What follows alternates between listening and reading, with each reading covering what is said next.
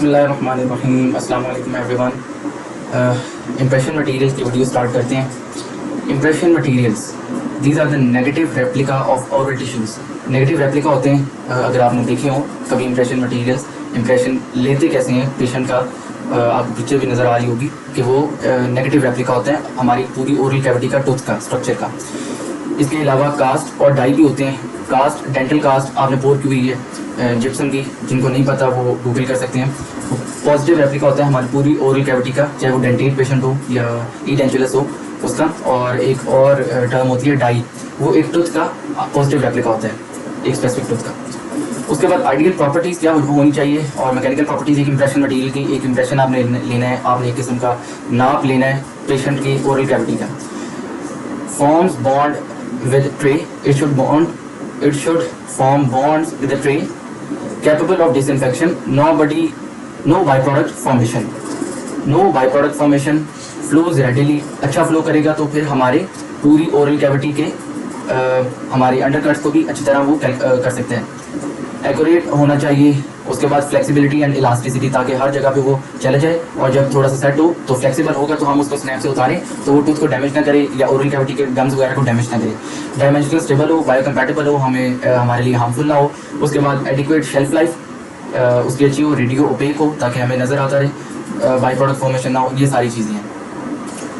उसके बाद इसके अंदर और क्या चीज़ें आती हैं, विस्कोसिटी, मोस्ट स्यूडोप्लास्टिक ये होते हैं कि देखिए आगे लिखा हुआ है कि जब इसके ऊपर स्ट्रेस बढ़ाएंगे तो विस्कोसिटी इसकी डिक्रीज हो जाएगी। जब इंप्रेशन लेते हैं तो हम ट्रे को, अगर अपर का इंप्रेशन ले रहे हैं तो ट्रे को ऐसे प्रेस करते हैं और जितना ज़्यादा स्ट्रेस होता है उतना ही मटीरियल फ्लो करता है और फिर वो अंडरकट्स को उसी तरह कैलकुलेट कर सकता है, अच्छा कैलकुलेट करेगा। और इसी तरह फिर वो टूथ की कंटोर लाइन के अंदर जाके भी उसको उसके अंडरकट्स को भी अच्छा तरह कैलकुलेट करेगा। Mucostatic, very fluid initially, don't compress oral mucosa को हार्म ना करें। म्यूको कंप्रेसिव होते हैं, वो मैं बता चुका हूँ कि इनिशियली वो डिस्कस होते हैं, लेकिन जैसे जैसे उन पर कंप्रेसिव फोर्सेस लगती हैं टूथ की या डेंटिस्ट लगाता है तो उसी तरह वो फ्लो करते हैं अंडरकट्स में भी। एक्यूरेसी उनकी अच्छी होती है, good reproduction of detail reproduction करते हैं। शुड बी हाइड्रोफिलिक होनी चाहिए, क्योंकि कम से कम 2 से 3 मिनट तो ये सेटिंग टाइम लेते हैं। और जब मुंह के अंदर रखते हैं तो स्लाइवा प्रोडक्शन भी होता है, इनके अंदर भी वाटर होता है कुछ इंप्रेशन मटीरियल्स के, तो ये हाइड्रोफिलिक होंगे तो मुंह का स्लाइवा खत्म हो जाएगा और ये खुद सेट हो जाएंगे, अदरवाइज ब्लो होल फॉर्मेशन होगी। उसके बाद हमने जब इंप्रेशन ले लिया तो हमने उस इंप्रेशन से स्टडी कास्ट बनानी है या डेंटल कास्ट बनानी है, तो वो बता रहे हैं कि डेंटल स्टोन के साथ उसकी वेटिंग बहुत अच्छी होनी चाहिए, लो कॉन्टैक्ट एंगल होना चाहिए। जितना लो होगा उतनी वेटिंग अच्छी होगी और उतनी अच्छी बॉन्डिंग होगी और फिर उतना ही अच्छा डेंटल कास्ट या स्टोन बनेगी। उसके बाद वर्किंग टाइम है, शुड आइडियली भी 1 minute, second time 7 minutes, less than 7 minutes, क्योंकि इससे ज़्यादा फिर क्या फ़ायदा होगा। Dimensional stability, should be dimensional stability stable to avoid over size और अनसाइज डाई। अगर वो एक्सपेंड या श्रिंक कर गया तो हमारा ओरिजिनल साइज़ ख़राब हो जाएगा और फिर फ़ायदा नहीं होगा हमें इंप्रेशन लेने का। Can be maintain pouring gypsum cast soon after the recording. इससे अच्छा ये है कि इसको डायमेंशनली स्टेबल कैसे बनाया जा सकता है कि जैसे ही आपने इंप्रेशन लिया आप फ़ौरन ही उससे स्टडी कास्ट या डेंटल स्टोन पोर कर लें और तो आपको वैसे ही ओरल कैविटी पेशेंट का मिल जाएगा। इसके अंदर कुछ हम डिटेल से आगे पढ़ेंगे। अभी क्लासिफिकेशन इसकी पढ़ते हैं। ये वो क्लासिफिकेशन है जिसे आप सबको याद होना चाहिए, जितनी अच्छी तरह इसको कर सकते हैं कर लें। इसी की बेस पे आपको इंप्रेशन मटीरियल ये सारे इंप्रेशन मटीरियल एक जगह पे बैठे होंगे। अब इसमें कुछ इलास्टिक होते हैं, कुछ नॉन इलास्टिक होते हैं। और पहले मैं इलास्टिक आपको बताता हूँ कि इसके अंदर एक्वस हाइड्रोकलर्स होते हैं और नॉन एक्वस हाइड्रोकलर्स। एक्वस हाइड्रोकलर्स के अंदर आप वाटर यूज़ करते हैं, इंप्रेशन मटीरियल के तौर पर यूज़ किए जाते हैं पेशेंट के साथ। मेरा आर्थो ट्रीटमेंट हुआ था तो मेरे भी एक्वस हाइड्रोकलर्स एल्जीनेट के साथ इंप्रेशन शुरू किया था। तो एल्जीनेट इरिवर्सिबल हाइड्रोकलर्ड है, मतलब एक दफ़ा इंप्रेशन ले लिया, कास्ट बना ली, अब ये दोबारा रीयूजेबल नहीं है। अगर एक जेल टाइप मटीरियल है इसको रिवर्सिबल हाइड्रोकलर्ड कहते हैं और ये दोबारा रीयूज होता रहता है। इसको डिटेल से पढ़ेंगे।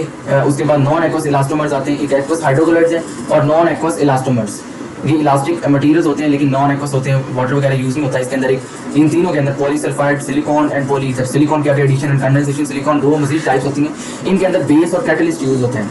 एक पटी टाइप मटीरियल होता है, बेस और कैटलिस्ट, हम उनको दोनों को ऐड करते हैं और एक्टिवेशन उनकी स्टार्ट हो जाती है और फिर हम उनको पोर करते हैं ट्रेस के अंदर। मैं ट्रेस का बताना भूल गया आपको। ट्रेस की टाइप्स होती हैं, परफोरेटेड होती हैं, स्टॉक ट्रेस होती हैं, ई डेंचुलस ट्रेस होती हैं, फिर डेंटेट ट्रेस होती हैं, तो उनसे हम इंप्रेशन लेते हैं।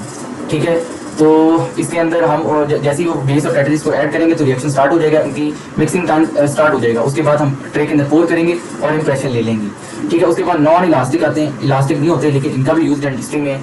सबसे पहले प्लास्टर लिखा हुआ है डेंटल प्लास्टर, इसको डिटेल से एक वीडियो में कवर करूंगा। टाइप 1 2 3 4 5 होती है और उसको भी डिस्कस करेंगे। फिर इंप्रेशन कंपाउंड्स होते हैं जो कि स्पेशली इंडेंचुलस पेशेंट्स के लिए आप लेते हैं, क्योंकि उसके अंदर इतने आपको अगर डेंटेड पेशेंट्स के लिए लेंगे तो ये बाद में हार्ड हो जाते हैं, तो इनको आप स्नैप से के जरिए आप उतार नहीं सकते, तो फिर ये डैमेज कॉज कर सकते हैं।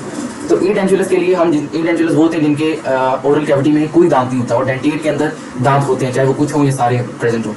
तो इंप्रेशन कंपाउंड दो होते हैं, एक ग्रीन स्टिक और रेड केक होता है, इसको हम यूज़ करते हैं फॉर इंडेंचुलस इंप्रेशन मटीरियल। उसके बाद वैक्सीज होती है, वैक्सीज की भी बहुत सी एप्लीकेशन है, उनको भी हम यूज़ करते हैं। जिंक ऑक्साइड यूजिनोल हम पढ़ेंगे डेंटल सीमेंट्स में, उसकी टाइप है बहुत इंपॉर्टेंट है। डेंटल सीमेंट्स की भी अंदर इसकी अपनी एप्लीकेशन है और यहाँ पे इंप्रेशन मटीरियल के अंदर भी इसकी एप्लीकेशन है।